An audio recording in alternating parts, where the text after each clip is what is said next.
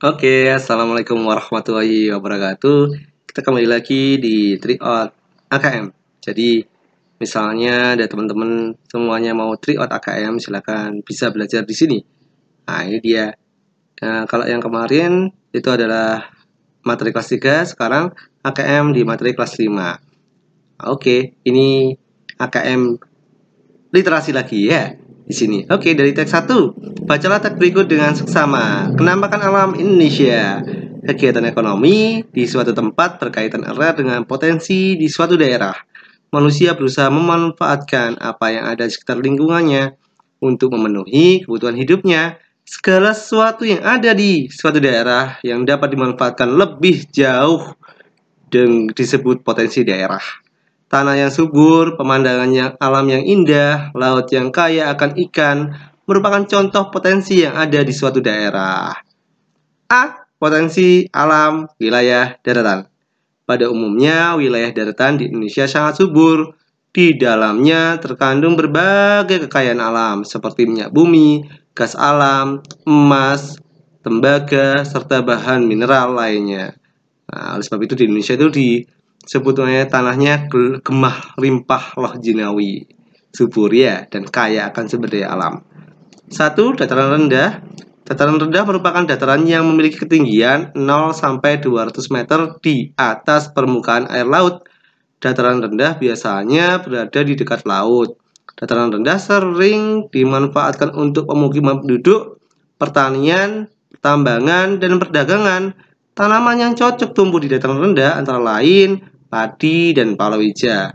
Dataran rendah di Indonesia banyak berkembang menjadi perkotaan dan pusat industri. Selain karena letaknya yang strategis di tepi laut, jalan-jalan di daerah dataran rendah juga lebih mudah, tidak naik turun seperti di pegunungan. 2. Dataran tinggi. Dataran tinggi merupakan dataran luas yang berada pada ketinggian di atas 200 meter. Dataran tinggi sering dimanfaatkan untuk usaha perkebunan dan tempat wisata. Tanaman yang cocok untuk usaha perkebunan di dataran tinggi antara lain teh, kopi, cengkeh, dan sayuran. Dataran tinggi yang ada di Indonesia antara lain dataran tinggi Dieng, dataran tinggi Alas, dan dataran tinggi Kerici. B. Potensi alam wilayah perairan. 1. Laut. Laut di Indonesia adalah 2/3 dari luas seluruh wilayah Indonesia. Makanya Indonesia disebut sebagai negara maritim. Kalau agraris itu negara yang sebagian besar penduduknya bekerja sebagai petani. Kalau maritim, 2/3 luasnya adalah lautan. Makanya Indonesia disebut sebagai negara maritim. Sumber daya alam yang terkandung di dalamnya sangat banyak, antara lain berbagai macam ikan, udang, kerang, rumput laut, serta mutiara. Selain itu, berbagai bahan tambang juga terkandung di dalam lautan, laut, dan selat atau laut sempit yang termasuk wilayah Indonesia antara lain Laut Jawa, Laut Flores, Laut Sulawesi, Selat Makassar, Selat Sunda, dan Selat Karimata. 2. Perairan darat. Perairan darat merupakan perairan yang berair tawar. Yang termasuk perairan darat adalah sungai, danau, dan waduk. Perairan darat dapat dimanfaatkan untuk olahraga, sarana transportasi, rekreasi, dan perikanan dan pertambangan. Air yang bertenaga seperti air terjun juga dimanfaatkan untuk pembangkit tenaga listrik. Beberapa contoh perairan daratan di Indonesia antara lain Sungai Kapuas di Kalimantan, Sungai Bengawan Solo, Jawa Tengah, Waduk Jatiluhur, Sungai Musi, Sumatera, Danau Toba, Sumatera, Danau Poso, dan Waduk Gajah Mungkur. Nah, ini adalah soalnya pilihan ganda. Nah, pilihlah jawaban yang benar. Di pilihan ganda biasa ya, bukan pilihan ganda kompleks. 1.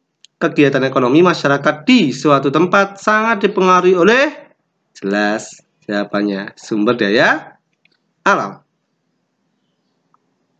Lanjut ya, kedua. 2. Perkotaan akan tumbuh dengan pesat di daerah dataran rendah. Tadi sudah ada di bacaannya. Kenapa? Karena akses jalannya lebih mudah, tidak naik turun di seperti di dataran tinggi. 3. Tanaman yang cocok ditanam di daerah ketinggian lebih dari 200 meter di atas permukaan laut adalah, berarti ini termasuk dataran tinggi. Dataran tinggi itu biasanya adalah sayuran dan buah. Kalau tanamannya jelas ya itu ya, cengkeh. Kalau padi, tebu, palawija itu dataran rendah biasanya. Ini cengkeh. Selanjutnya pilihan ganda kompleks. Nah, jadi kita bisa memilih lebih dari satu jawaban kalau kompleks ini. Nomor 4, manakah informasi-informasi yang sesuai dengan teks kenampakan alam Indonesia? Dataran daerah dengan ketinggian 0 sampai 200 meter di permukaan laut cocok ditanam padi dan palawija. Yes. Perairan laut dapat dimanfaatkan sebagai tempat budidaya kerang mutiara. Benar sekali. Aliran sungai yang deras dapat dimanfaatkan untuk sarana olahraga. Luar biasa. Sungai Kapuas terletak di Sumatera. Enggak ya? Coba kita lihat. Sungai Kapuas tadi ada di mana? Di sini. Ada di sini di Sungai Kapuas di Kalimantan. Otomatis jawabannya adalah A, B, dan D ya. Karena Kapuas di Kalimantan. Lanjut ke yang menjodohkan. Jodohkanlah pertanyaan yang ada pada masing-masing soal dengan pilihan jawaban berikut. Ini pilihan jawabannya.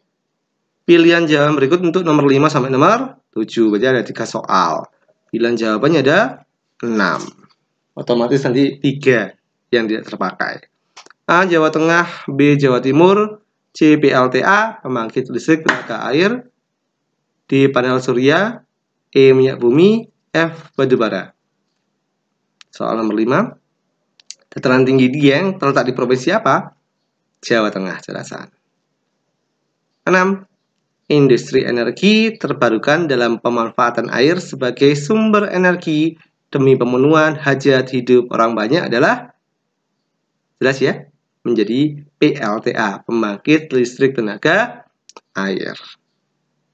7. Bahan bakar fosil yang digunakan sebagai bahan bakar kendaraan, pesawat, dan mesin di pabrik adalah minyak bumi. Nah, itu minyak bumi nanti disuling oleh perusahaan. Kalau di Indonesia yang mengolah milik negaranya adalah Pertamina. Nanti diolah menjadi bensin, aftur, bensol, dan sebagainya. Kalau untuk pesawat jelas menggunakan aftur. Lanjut isian singkat nomor 8 di sini. Laut sempit yang terletak di antara 2 pulau disebut selat, jelasan. Seperti Selat Bali lah yang menghubungkan Pulau Jawa dan Pulau Bali. 9. Luas laut di Indonesia adalah 2/3 dari luas seluruh wilayah Indonesia, karena Indonesia termasuk negara maritim. Keren. 10. Tulislah potensi alam di wilayah daratan serta bentuk pemanfaatannya. Dataran tinggi sering dimanfaatkan untuk usaha perkebunan dan tempat wisata. Sedangkan dataran rendah sering dimanfaatkan untuk pemukiman penduduk, pertanian, pertambangan, dan perdagangan. Luar biasa. Step yang kedua sekarang teman-teman. Mengenal sejarah Bhinneka Tunggal Ika dan maknanya.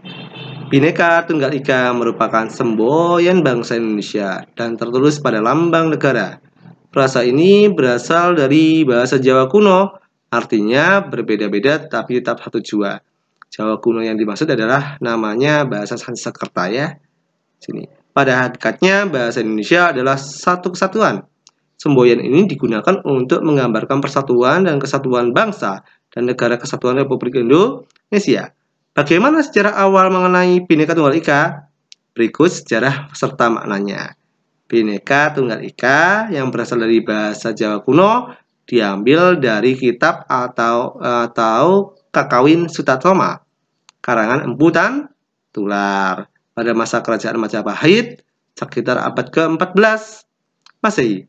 Bhinneka mempunyai arti beragam atau beraneka. Tunggal artinya satu dan ika berarti itu. Kitab Kakawin ini mengajarkan toleransi antar agama, terutama antar agama Hindu Siwa dan Buddha. Artinya secara harfiah Bhinneka Tunggal Ika menjadi beraneka. Satu itu maknanya. Meski beragam, tetapi tetap satu jua ya teman-teman. Oke, lanjut. Semboyan negara Indonesia ini telah memberikan nilai-nilai inspiratif terhadap sistem pemerintahan pada masa kemerdekaan. Bhinneka Tunggal Ika telah menumbuhkan semangat persatuan dan kesatuan negara, Kesatuan Republik Indonesia. Dalam kitab Sutasoma, definisi Bhinneka Tunggal Ika lebih ditekankan pada perbedaan dalam hal kepercayaan dan keanekaragaman agama yang ada di kalangan masyarakat Majapahit. Semboyan Bhinneka Tunggal Ika menggambarkan persatuan dan kesatuan bangsa Indonesia yang terdiri dari beraneka ragam suku, budaya, ras, agama, dan bahasa. Meskipun Indonesia beraneka, namun semboyan ini mempunyai makna yang tercermin pada masyarakat Indonesia yang diikat dalam prinsip persatuan dan kesatuan bangsa yang dikenal dengan Bhinneka Tunggal Ika. Kekuatan dan kerukunan beragama, berbangsa, dan bernegara yang harus disadari. Sesuai arti dari Bhinneka Tunggal Ika, agama, ras, suku bangsa, bahasa, adat, dan budaya yang ada di Indonesia harus mempunyai sikap toleran dan saling mencintai. Ini soalnya teman-teman, pilihan ganda yang pertama. Satu, frasa Bhinneka Tunggal Ika yang tertulis dalam kitab Jawa kuno ditulis oleh Empu Tantular. Kakawin ya Sutasoma. Semboyan Bhinneka Tunggal Ika mengajarkan kita untuk menghormati setiap perbedaan yang ada pada bangsa ini. Mudah ya teman-teman? Tadi tanyakan? Udah deh. Lanjut. Pilihan ganda kompleks. Pilihlah tindakan-tindakan berikut yang dapat menumbuhkan persatuan dan kesatuan dalam masyarakat.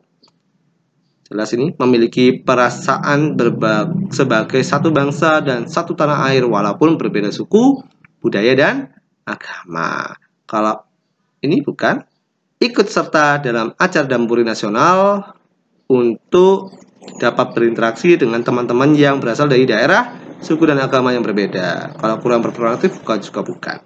Otomatis asal aja ini. Oke, lanjut lagi menjodohkan di sini 14 sampai 16 ada 3 soal, pilihannya ada 4 soal, 4 jawaban.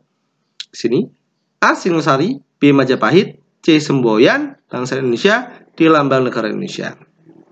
14. Seorang pujangga ternama sastra Jawa yang mengarang kitab Sutasoma hidup pada masa kerajaan Majapahit. Putan tular ya. 15. Bhinneka Tunggal Ika merupakan semboyan bangsa Indonesia. Mudah sekali teman-teman. 16. Kalimat Bhinneka Tunggal Ika tertulis pada lambang negara Indonesia, Garuda Pancasila. Di kakinya ya, di pitanya itu. Isian sekarang 17. Empu Tantular hidup pada masa kerajaan Majapahit pada abad ke-14 Masehi. Lanjut. 18. Bhinneka Tunggal Ika yang berasal dari bahasa Jawa kuno diambil dari kitab Sutasoma. Kitab Sutasoma mengajarkan toleransi beragama, khususnya antar agama Hindu-Siwa dan Buddha. Urean sekarang, tulislah sejarah Bhinneka Tunggal Ika beserta maknanya. Bhinneka Tunggal Ika yang berasal dari bahasa Jawa kuno diambil dari kitab atau Kakawin Sutasoma karangan Empu Tantular pada masa kerajaan Majapahit sekitar abad ke-14 Masehi. Bhinneka mempunyai arti beragam atau beraneka, tunggal artinya satu, dan Ika berarti itu. Kitab Kakawin ini mengajarkan toleransi antar agama, terutama pada agama Hindu, Siwa, dan Buddha. Karena pada waktu itu banyak sekali masyarakat yang menganut agama Hindu dan Buddha. Baru setelah itu Islam. Artinya secara harfiah Bhinneka Tunggal Ika menjadi beraneka satu, itu maknanya. Meski beragam tetapi tetap satu jua. Itulah soal-soal AKM. Nah, ini khususnya di materi kelas 5. Apakah ada yang tanyakan teman-teman? Monggo, kalau misalnya ingin mendalami bisa di kolom komentar. Jangan lupa like dan subscribe ya. AKM. Terima kasih. Semoga bermanfaat. Wassalamualaikum warahmatullahi wabarakatuh.